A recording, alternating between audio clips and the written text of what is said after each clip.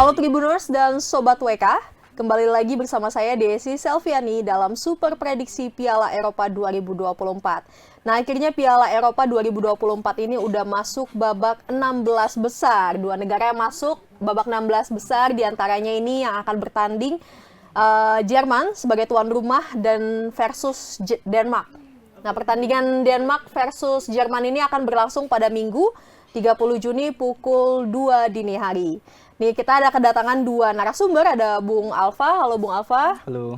Dan ada Bung Gilbert. Halo Bung Gilbert. Halo, salam olahraga. Ya. Jaya. Langsung aja nih ya, kita prediksi skor Jerman versus Denmark. Udah ada bayang-bayangan nih nantinya buat di pertandingan pada Minggu 30 Juni. Nah, ke Bung Gilbert dulu ya. Ini gimana nih selama hampir lebih dari 2 pekan ya? Pertandingan Piala Eropa 2024 udah menimbulkan kejutan-kejutan nggak? Atau nggak, ya ini sesuai prediksi saya nih semuanya gitu? Kalau Jerman pastinya bukan hal yang baru ya, atau bukan hal yang mengejutkan bagi para pecinta sepak bola. Karena satu, sebagai status tuan rumah, pasti Jerman akan tampil all out untuk bisa minimal tampil sampai semifinal. Yeah. Tapi melihat lawan-lawan yang lain kan, meskipun ada juara bertahan Italia, dan secara statistik pertandingan jauh lebih baik Jerman, meskipun di pertandingan terakhir cukup seri ya. Jadi secara tren 3 pertandingan terakhir, di pertandingan pertama Jerman ngegas banget, menit-menit awal, 10 menit, 20 menit udah 2 gol lawan Scotland. Lawan Hungari turun, baru kemarin lawan pertandingan terakhir pun tidak terlalu, Indonesia mungkin karena sudah meraih 6 poin ya di pertandingan terakhir, jadi tidak terlalu maksimal ataupun tidak tampil tidak tanpa beban. Dan sebagai untuk prediksi 16 besar masih hal yang wajar, jarang. Harusnya Jerman pasti ya.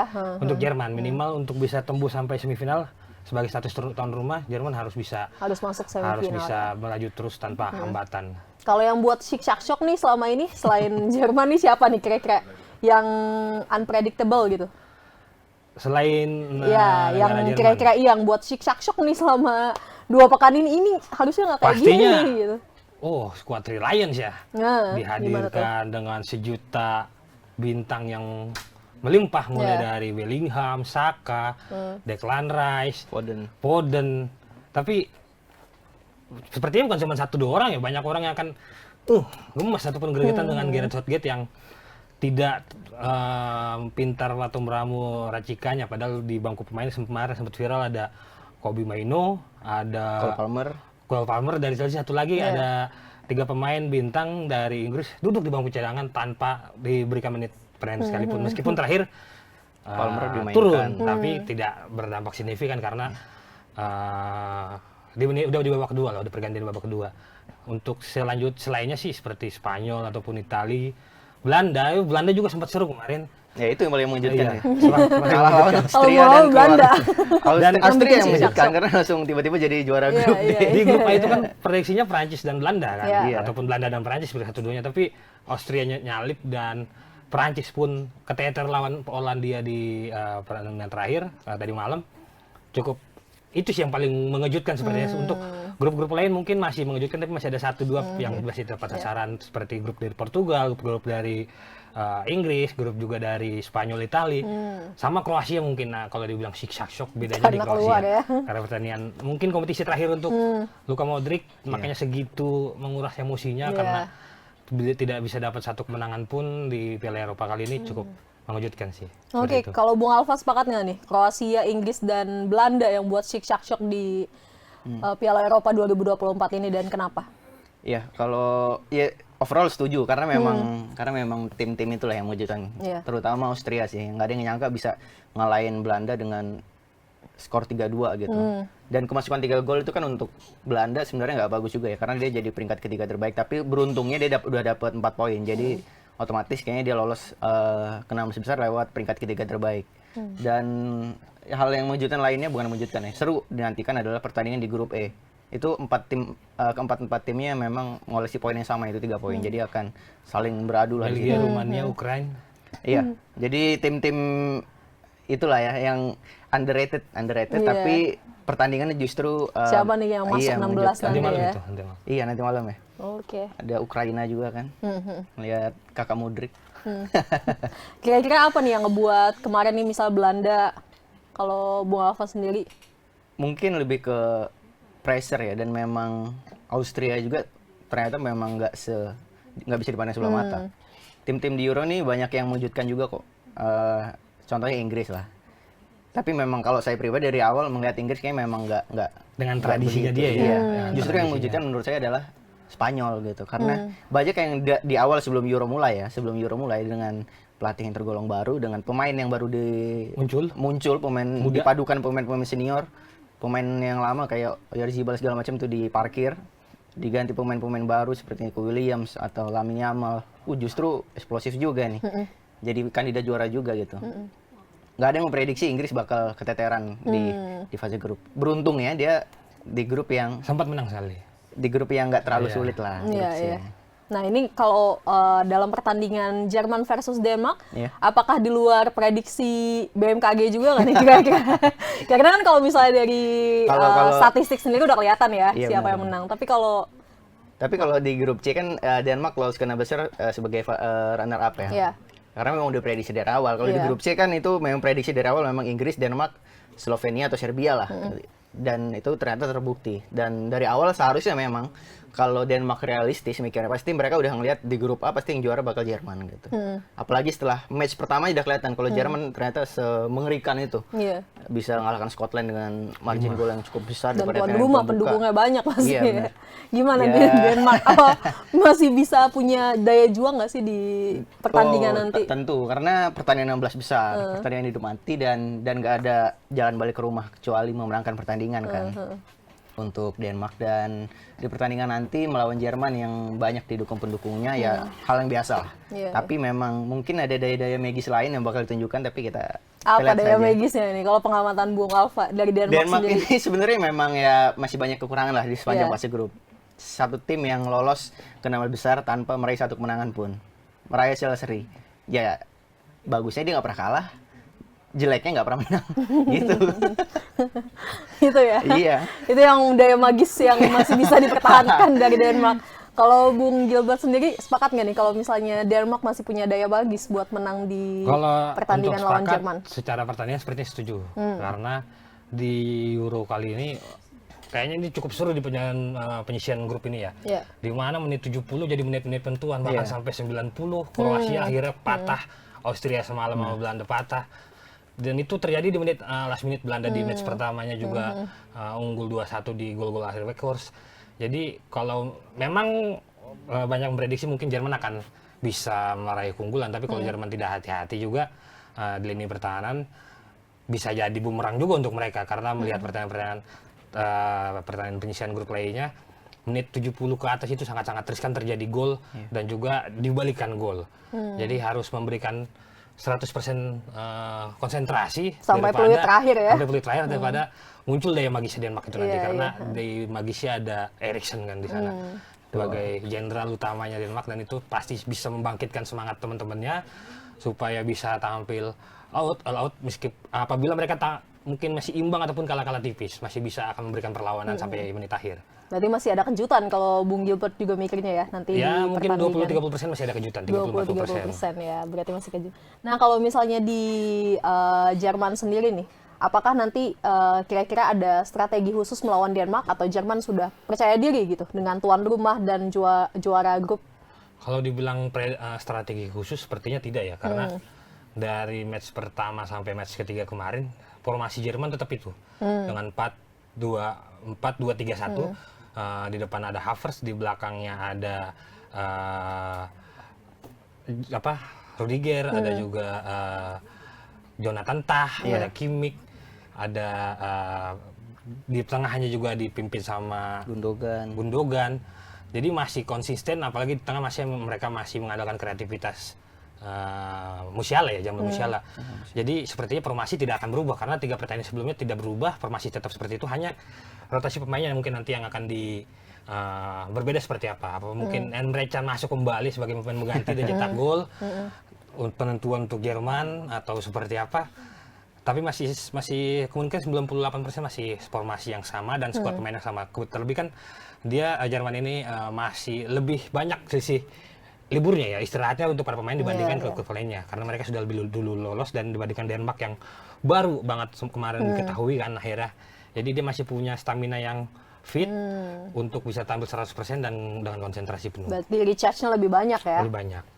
Kalau misalnya Bung Alfa sendiri gitu, sepakat nggak sih kalau misalnya Jerman menampilkan formasi yang sama dan itu bisa dilihat peluang sama Denmark nggak buat melakukan penyerangan gitu? Iya, kalau Jerman di panjang fase grup memang karena memang sudah menemukan ritme ya dari awal dengan formula terbaiknya udah terbukti gitu. Jadi memang harus seperti itu dan kemungkinan besar ngelawan Denmark juga bakal sama. Tapi di sisi lain Denmark juga di 3 pertandingan nggak pernah ganti formasi juga, pakai 3 back 3-4-1-2 dengan menaruh Eriksen juga di jantung, yang tentu bisa terlihat lah ketika bermain juga Denmark itu bukan tim yang bermainnya seperti Jerman lah, beda style bermain. Kalau Jerman kan transisinya cepat gitu. Kalau Denmark ini memang kalau saya melihat ada kendala di bagian transisi ya. Dan untuk di match nanti memang mau tidak mau memang harus bisa merubah itu, karena itu menjadi PR terbesar Denmark ngelawan pasukannya Gundogan dan kawan-kawan. Jadi banyak catatan lah, karena di depan juga finishing agak loyo, tapi di belakang dia cukup rapat nih, cukup rapat. Dan yang disulit dilakukan oleh pemain Denmark adalah bermain dari bertahan, transisi bertahan ke menyerangnya itu yang masih terkendala terus. Di sisi lain Jerman juga menjadi tim yang memang di turnamen ini termasuk di deretan atas dalam hal penyerangan gitu. Jadi dia tampil eksplosif, tapi di sisi lain Denmark juga punya kunci kalau mereka adalah tim yang rapat ketika diserang. Betul. Sepakat nggak kalau misalnya Denmark pertahanan, kira-kira ada nggak sih peluang buat membobol pertahanan Denmark tadi? Oh jelas, kalau ditanya peluang untuk Jerman jelas, karena top skor sementara aja dari Jerman 2 gol. Ada satu pemain muda Jamal Musiala, satu lagi ya Füllkrug itu dengan 2 gol. Sebagai pengganti lagi? Sebagai pemain mengganti lagi, bukan bermain 90 menit. Kalau dibilang efektivitas gol memang jauh lebih baik Jerman dari 5. Berarti total sudah mencetak 5 gol sebelumnya, kemudian 2-0 baru kemarin 1 sama melawan Swiss, sudah mencetak 8 gol dan kebobolan 2. Itu pun 2 kebobolan lawan Skotlandia, bunuh dirinya dari on goalnya dari Antonio Rudiger.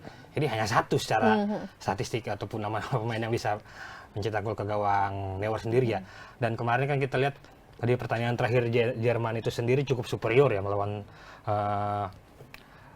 melawan dari Swiss, di mana tenang-tenang bebas, Neuer ditahan, terus pun gempuran-gempuran sangat baik diredam oleh Rudiger dan juga Jonathan Tah. Sepertinya untuk lini bertahan akan memajukan garis pertahanan Jerman akan semakin maju untuk bisa menggempur dari serangan dari Denmark sendiri. Dan betul tadi dibilang Bung Alfa, memang Denmark agak sedikit lemah dari sisi transisi dari bertahan ke menyerang, karena dari efektivitas gol mereka hanya cetak 2 gol. Betul. Dari 3 pertandingan terakhir. 1-1, 1-0 itu kan sangat-sangat minus gitu, dan itu cukup dibilang ya memang lolos ke babak 16 besar, tapi itu tidak menjadi harga apapun, menjadi kapasitas yang kuat untuk bisa mengalahkan sekelas Jerman juga sebagai tuan rumah kan. Dan dari penguasaan bola sendiri Jerman di 3 match terakhir selalu di atas 60%, di atas lawan-lawannya. Terakhir meskipun lawan Swiss imbang, tapi mereka masih tetap unggul. Dan berdasarkan dari Denmark sendiri hanya 1 kali di atas 50%, sisanya masih mendapat serangan dan bertahan. Tapi meskipun lebih sedikit dari penguasaan bola, Denmark dengan meskipun cuma 2 gol tapi terbukti efektif ya. Jadi menyerang udah 80% gol. Jadi jangan sampai pasukan apalagi Holland masuk ke pertandingan tapi meskipun belum mencetak gol ya, tapi itu cukup berbahaya sendiri apabila Denmark bisa memegang bola tanpa harus digempur habis-habisan terlebih dahulu. Kalau kartu kuning sendiri ada catatan nggak sih untuk Jerman sendiri? Apakah ada pemain-pemain yang kira-kira bakalan dikandangin untuk menghindari keluar kartu dari kartu kuning? Kalau untuk sebagai catatan ya otomatis ya pastinya Eriksen ya. Eriksen sendiri kita lihat semalam cukup baik permainannya, dan itu harus menjadi, meskipun sempat kemarin ada banyak yang memprediksi lah Eriksen tidak akan panjang lagi untuk pemain kompetisi turnamen besar, tapi masih bisa tampil menawan gitu sampai hari ini, ya itu dari catatan pemain sendiri, Eriksen yang aliran-aliran bola, karena kunci dari aliran bola dari Denmark sendiri selalu berpegang dari Eriksen untuk kedepannya. Tapi apabila bisa dikunci ataupun bisa ditutup, antisipasi serangan balik ke transisi dari Denmark itu sudah sangat-sangat efektif untuk Jerman bisa tetap mempertahankan keunggulan seperti itu tadi. Oke, kalau Bung Alfa sendiri nih, kira-kira sedikit peluang apa selain kekuatan magis tadi? Itu kan magis itu sesuatu hal yang tidak bisa diukur gitu ya. Apa peluang kira-kira Denmark bisa mengalahkan Jerman walaupun itu lewat penalti atau seperti apa? Ya betul, karena di match 16 besar yang seperti diketahui adalah fase gugur ya. Iya. Istilahnya yang sudah saya mention tadi sebelumnya, karena memang nggak ada kata lain selain kemenangan kalau untuk lolos ke babak berikutnya. Dengan melihat cara bermain Denmark dan bagaimana efektivitas dari Jerman, tentu Denmark memegang kendali tersendiri untuk bisa tetap bertahan gitu.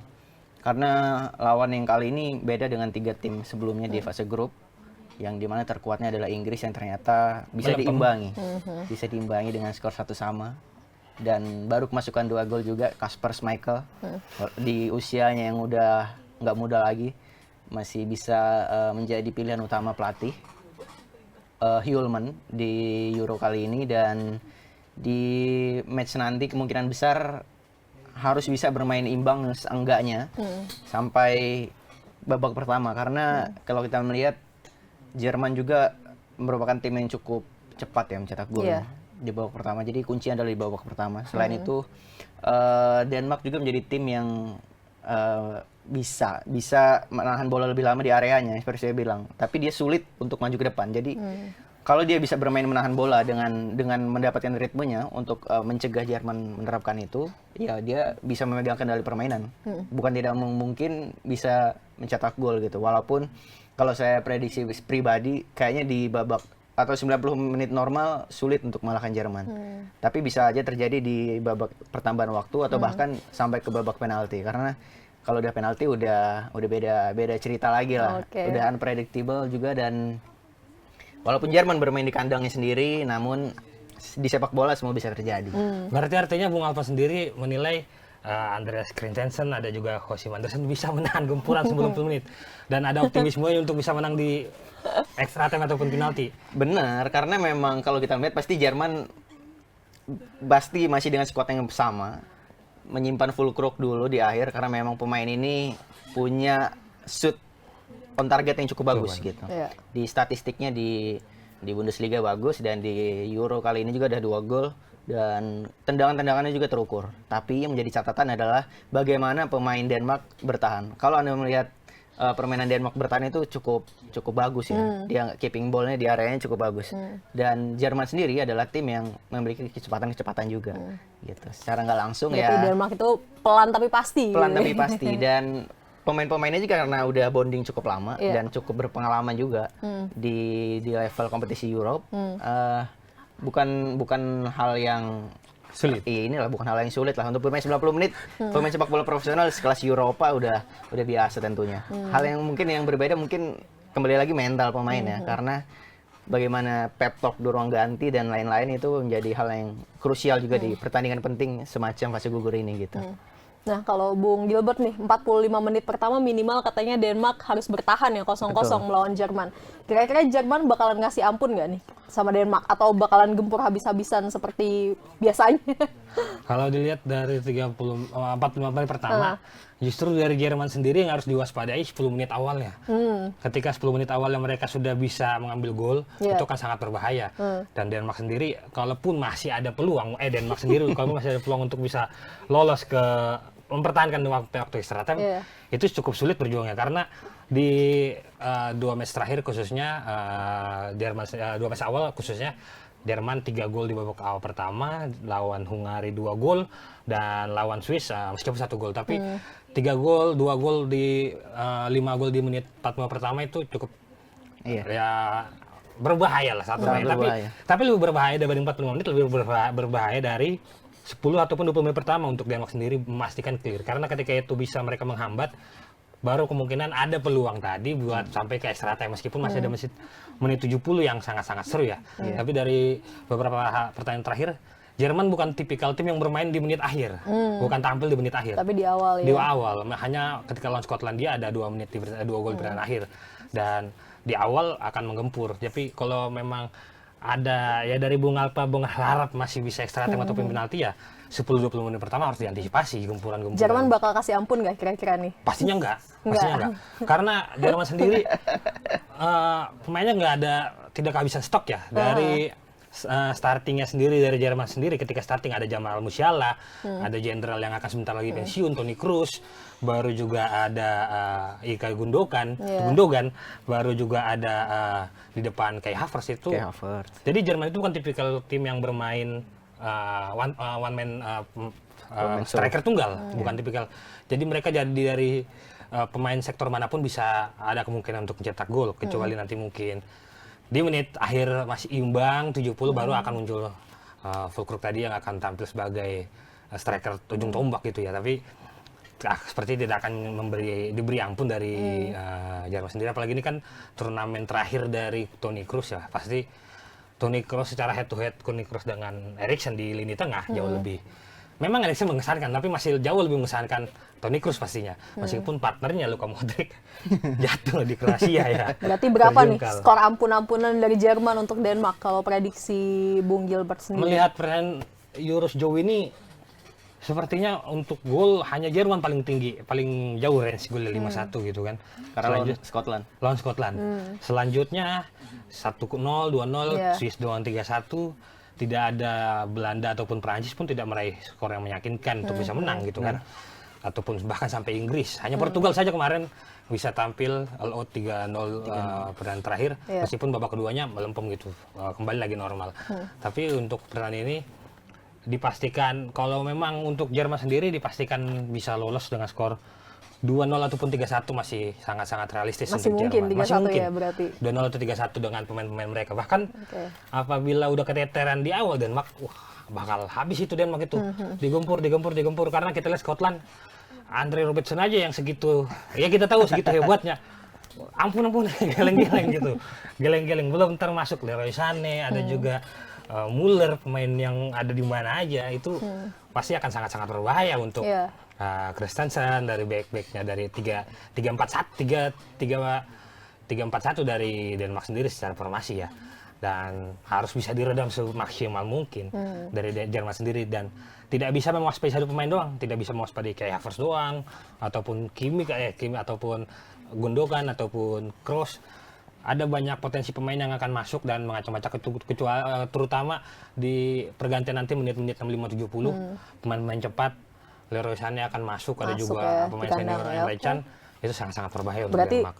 3-1 di menit awal di babak pertama ya, 2-0 di babak pertama. 3-1 di menit akhir, sampai 3-1 di menit akhir. Tanpa harus extra time ataupun bahkan sampai penalti. Oke, kalau gitu Bung Alfa gimana di pembelaannya?